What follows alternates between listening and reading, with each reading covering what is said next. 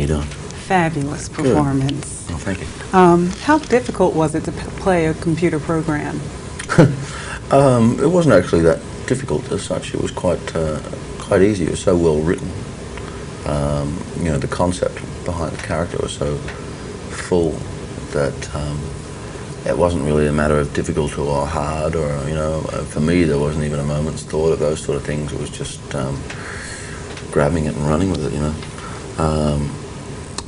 The main problem I had, I suppose, if you call it that, is developing the 183 different people, you know, actually finding who they were, and then through a kind of like, you know, false genetics type of situation, seeing where they all crossed over.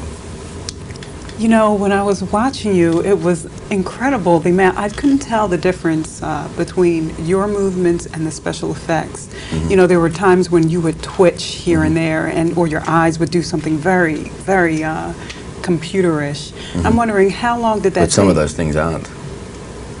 Some of those things are actually me doing a bit of gurning.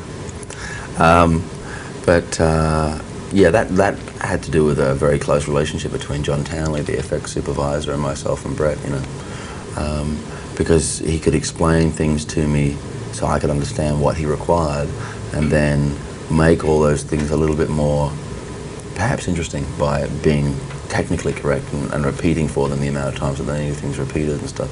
Like when the hand gets regenerated, you know, instead of just lifting it up, I kind of sort of twist it, but I did it over and over again at the same thing. So even though they were like, oh dear, that's going to be a bit difficult, they were really excited that it was going to be difficult because they can actually unfold the hand as opposed to just lifting it straight up, you know.